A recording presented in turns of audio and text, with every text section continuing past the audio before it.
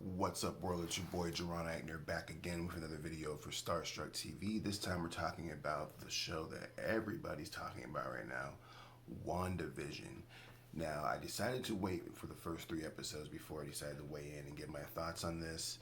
I've been all over the rumor mills, all over Reddit, kind of reading what the theories are, casting, things like that. And at this point, I'm able to put together my own theory that's something that I haven't quite seen people say yet. Which is a combination of what we know and what people think, and where I think the MCU is going to go. But before we get into that, let's talk about these first 3 episodes. A lot of people were complaining about the format of the MCU in general when it comes to these TV shows because, they're 30-minute episodes, don't really get a lot of information in terms of the story, and then you have to wait a week, which in my opinion, I absolutely love this format because it takes us back to traditional TV where you had that week where you have to really kind of think about what's going to happen, formulate your own theories, kind of let your mind wander a little bit before the next episode.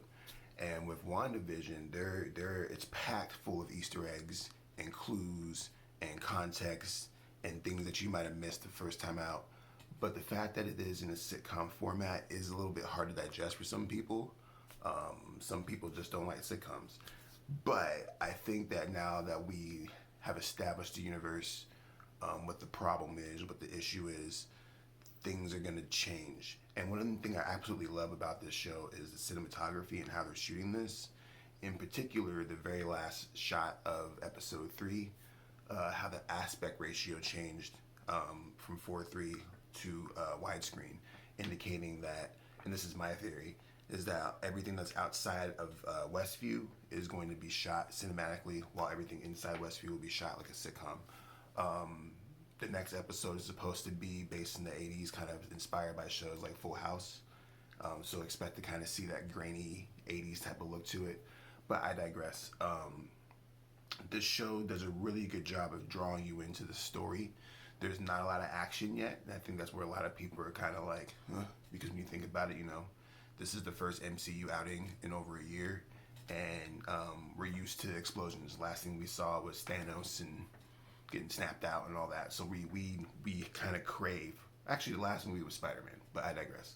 The last thing we saw was action, and so with them starting with WandaVision was a very interesting choice on their part because in the grand scheme of things, they were supposed to start with Falcon and the Winter Soldier, which when you think about that format is a much more traditional Marvel style, and it would have eased people into that 30-minute format a lot better than what WandaVision does. WandaVision is basically blue ball of the show right now for these first 3 episodes, where these little teasers are giving you a hint to a massive, massive, massive event that's happening outside of this world. But because of the sitcom format, it's a little bit kind of dragged out. But personally, I love it. I think that the whole approach to this is genius. It's a homage to most traditional TV, and I think that both Scarlet Witch and Vision, Paul Bettany and Elizabeth Olsen are doing a fantastic job in their roles. Not to mention all the other characters. Every character in this show so far is extremely compelling and draws me in, and I'm here for it. But back to the theory here. One of the big rumors that are going around right now is the fact that Evan Peters has been cast in this in this show. And Evan Peters, for those of you who don't know, actually plays Quicksilver in the X-Men Fox version MCU. One of the big rumors that people are trying to put together with this casting is that Evan Peters is going to be playing Quicksilver in WandaVision in a future episode. Now, whether this is true or not, yet to be confirmed. Another rumor that's going around is that Mephisto, which is basically like the devil of the Marvel Universe, exists in this universe, and that he plays a massive role in all this, and that many people believe that Agnes is working for him, or that perhaps he's the one that's manipulating Wanda, etc., so forth.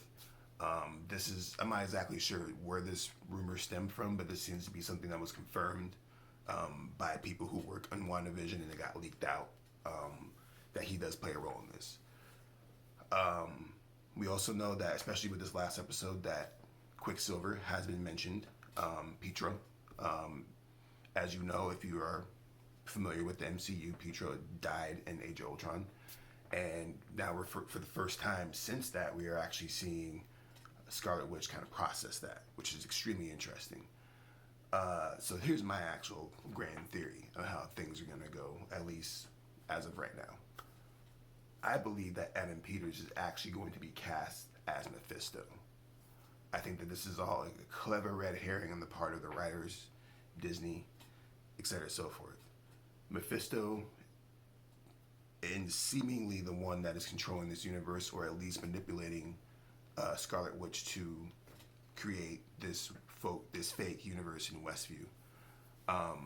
Agnes, I believe, works for Mephisto, who is trying to convince Scarlet Witch to have kids, which has happened. But there's a twofold to this.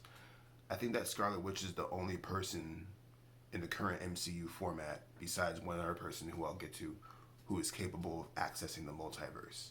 Mephisto wants this to happen. So, Evan Peters cast as Mephisto. But I know what you guys are thinking. Well, I thought he was going to be Quicksilver, blah, blah, blah. Well, my theory is that when we are introduced to Ralph, who is Agnes's husband, this will be Evan Peters, aka Mephisto. He would be brought on as some type of comical uncle role, possibly. But when he's revealed as Mephisto, what we're going to see is Mephisto cut a deal with Scarlet Witch. And I think at this point in time, we're going to see Mephisto, Evan Peters, turn into the Aaron Taylor Johnson version of the MCU, Quicksilver. And he's going to actually make a bargain with Scarlet Witch and say, hey, everybody that's here is dead besides you. But everybody else that's in this neighborhood is dead or close to it, or et cetera, so forth. They made a deal to be here. If you want to get your brother back, and maybe even your husband and your family, there's a multiverse. And you can go access this multiverse. We just got to make a trade here. The trade being either the kids or just the ability to even access the multiverse, which would allow Mephisto to do more stuff, because he's the devil, so he probably would definitely want access to the multiverse if he didn't have access himself. So basically he cuts a deal by turning into Quicksilver, which, like I said, this would be very clever misdirection on the part of MCU for one, even leaking the information to begin with, to get people to think that the X-Men version of the MCU Quicksilver is going to appear. No, let's connect these pieces together and make Evan Peters Mephisto. Then, during a bargain, he turns into Quicksilver. So Evan Peters is Quicksilver. At that point, Scarlet Witch is revealed to the multiverse. Mephisto is happy. But then what ends up happening is something goes wrong, as it's supposed to. And when that happens, Mephisto ends up manipulating Scarlet Witch. And Scarlet Witch actually becomes the main villain of the MCU as Nightmare. This sets up at the end of WandaVision, all theory, when Sword, who basically has no options left available to them, because most of the Avengers, if you try to account for all the Avengers at this point, all of them are gone. Tony Stark's dead, Thor is off planet, Hulk is being Hulk somewhere with a broken arm. The only Avenger that's actually really accessible right now is Doctor Strange, who's kind of just chilling right now. So they bring Doctor Strange in. Doctor Strange is like, okay, I can do what I can. And that's what leads to the multiverse of madness, where he's actually trying to stop Scarlet Witch, who is a corrupted, Mephisto-styled version of herself, kind of similar to Dark Phoenix. And then in this movie, the multiverse of madness, is basically going to be Doctor Strange chasing Nightmare, aka Scarlet Witch, through these different universes. And I think that this is the point where we start to see the X-Men, and we start to see all these things, which then leads into Spider-Man, which Spider-Man 3 is supposed to be this giant, grand, kind of Avenger-style movie. At least that's what they're hyping up to be, not just with the Spider-Man, but also other Avengers are supposed to be in this film. I think that basically that would be the book end of this phase, which is already basically confirmed. And at that point, we will see King the Conqueror from Ant-Man 3 play a more larger role in the grand scheme of things. Because you have to keep in mind, though, they also have the Eternals, and they keep seemingly expanding this universe. And I think the reason why they keep doing that is because they want to get to Galactus. And the reason why they want to get to Galactus is because they want to get to Fantastic Four.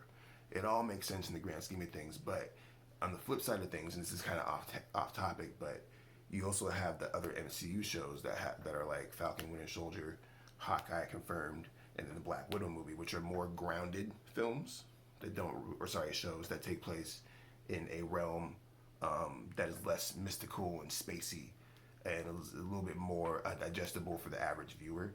But then on the flip side, you have like the mystical realm where you have Doctor Strange, Thor, Guardians of the Galaxy, Scarlet Witch, and they're all out there in space doing wild stuff, multiverses, etc. So forth. Spider-Man will actually probably be the connecting between the two.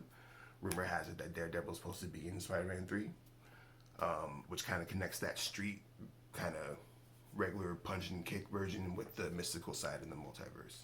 So all the pieces are there. And I think with the Evan Peters thing, I think that's like the biggest clue to all this, because I really think that people think that he's going to be the original version of Quicksilver from the X-Men, but I really think that he's going to be casted as Mephisto. I don't have any type of evidence to support this, but it makes the most sense in the grand scheme of things in terms of, like, first of all, the fact that this information even leaked, and the fact that MCU they're masters of misdirection. They do this for a living. And the idea that people are trying to be like, oh, this is how the X-Men are going to get in. Not yet, buddy. Not yet. But making him Mephisto and having him turn into Quicksilver, problem solved. But let me know what you think. Am I right? Am I wrong? Let me know what your own theories are in the comment section. Also, I'm working on a movie called The Bond. That's the website for it. Go check it out, thebondmovie.com. Trailer's out. All that stuff. Love you guys. Thanks for watching. Stay safe. Wash your hands. Peace. Woo.